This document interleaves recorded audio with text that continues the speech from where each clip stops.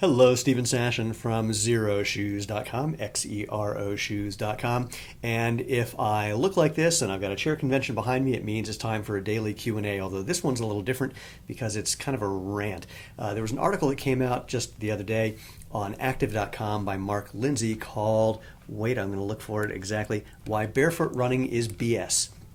Now, I have no problem with someone having an opinion about running barefoot, but this article is so full of the kind of classic faulty logic and bad reasoning that I see in especially anti-barefoot running articles, but sometimes in pro-barefoot running articles as well, that I had to respond. In fact, I wrote this ginormous response and I posted it on our website.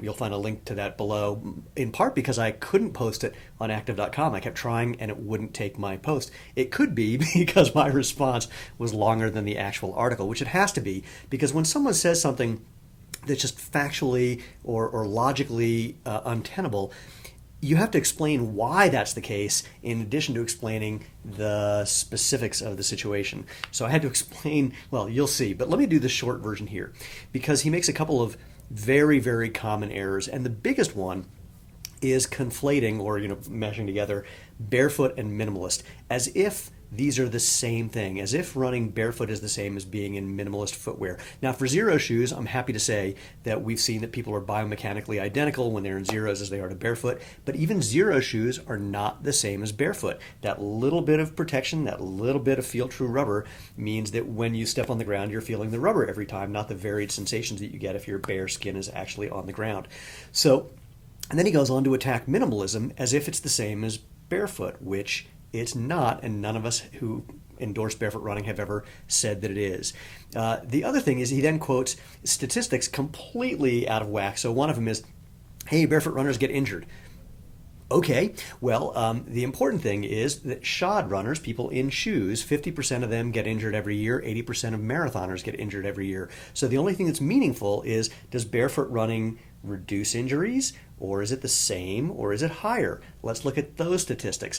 But that has an interesting problem, because no one in the barefoot running world says, just by taking off your shoes, everything's going to be wonderful. You'll restore your health, your feet will be perfect, you'll get rid of your injuries, you'll make more money, your sex life will improve, whatever it is.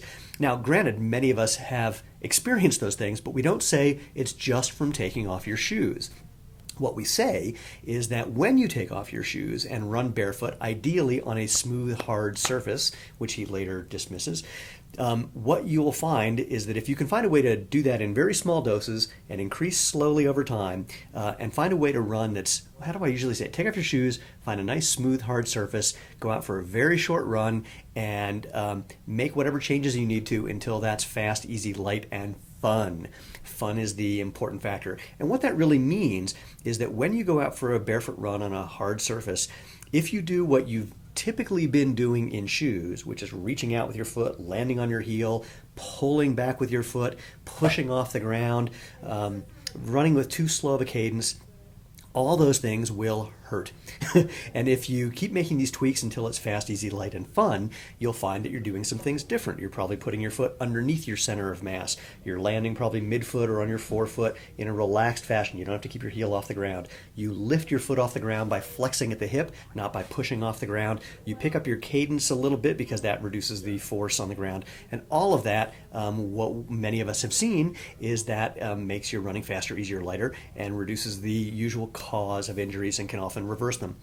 Personally, I had years and years of injuries running. When I switched to barefoot, the injuries went away. My formerly lifelong flat feet started developing arches, and I've been basically injury-free ever since. Any little thing that I get, is not something that puts me out for more than a day or two, and it's usually has nothing to do with barefoot running. It has to do with the fact that I'm a competitive sprinter, and sprinting does some crazy forces onto your body. But all that said, so no one ever claimed that just taking off your shoes is the answer, but that barefoot is a thing that could and should, with some attention, encourage you to run with a more natural, more efficient gait. And by efficient, we don't necessarily mean that you're using less energy, although I take that back. That's another thing that he does in this article. Pardon me for rambling. I said this is a rant. I'm going to come back to this.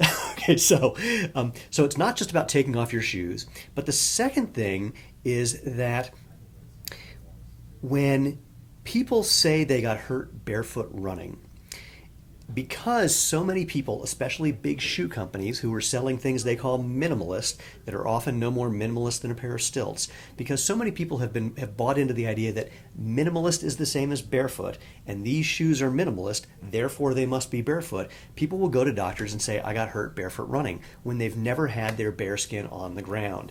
So that's another real problem with the statistics about injuries in barefoot, which goes on to the other point that I was just about to make, which had to do with, quoting studies. I think that was the point I was going to make. He quotes a bunch of studies and completely misquotes them. Or more accurately, he talks about this one study where it showed that barefoot runners are less efficient by their VO2 consumption than shod runners.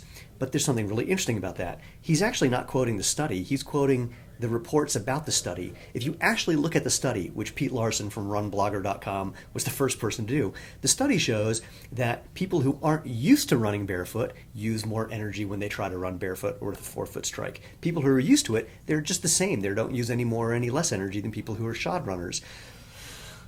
So, it doesn't matter from that perspective. But more interestingly to me, when barefoot runners talk about being more efficient, we mean using your body more appropriately, more biomechanically correctly. We don't mean necessarily that you're going to be using less oxygen as you run. Although the interesting thing there is, who cares? Because there's no real evidence that shows that using less oxygen means you run faster. So there's an idea that that's the case, but there's no demonstration that that's the case.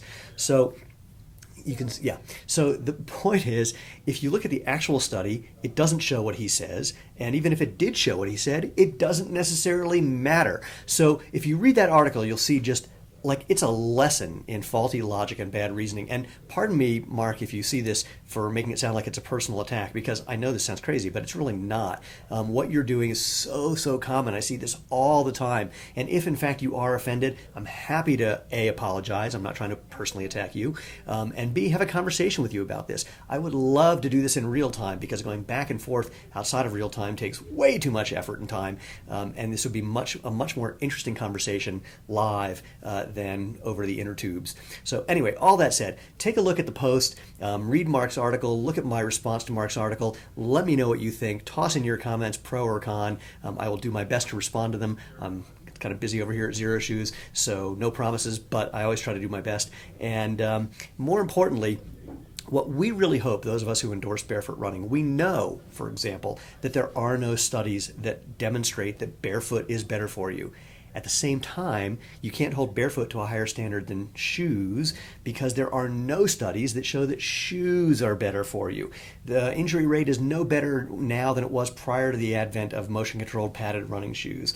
And you would think that, given how the running shoe business is a multi-billion-dollar industry, if one shoe company could show that this shoe is better than all the others, they would do that, because it would be worth hundreds of millions of dollars. The fact that they haven't, very interesting. Oh my God, I forgot the most important point about Marc's article. If you look at it and look at the upper right-hand corner, well, it's over there when I was reading it, there's a little thing that you would probably not notice unless I point it out. It says, sponsored by Brooks. The shoe company, Brooks. Now, there's this whole thing called native advertising, where it's companies that pay people to write articles that don't look like they're supporting the company, but in some way are.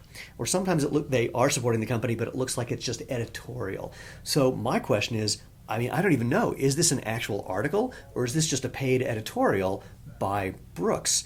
Either way, those of us who endorse and support barefoot running, what we really hope is that one day and we expect, frankly, that one day there will be a really good study, not sponsored by shoe companies, that's unbiased, that's well-designed, that really does show the value and benefits of barefoot, so we can stop these ridiculous, horrible, ill-conceived, ill-presented arguments, kind of like the way this one is. I'm just doing this ad hoc, so it's not as well-crafted as I sometimes do. But anyway, we welcome the careful investigation of barefoot versus shod running, because our interest is in your health, is in your fun, is in people going out and enjoying running and walking and hiking, being out to feel the freedom, feel the fun, and feel the world. And if you want to do that with Xero Shoes, come over and visit us at xeroshoes.com. Take care.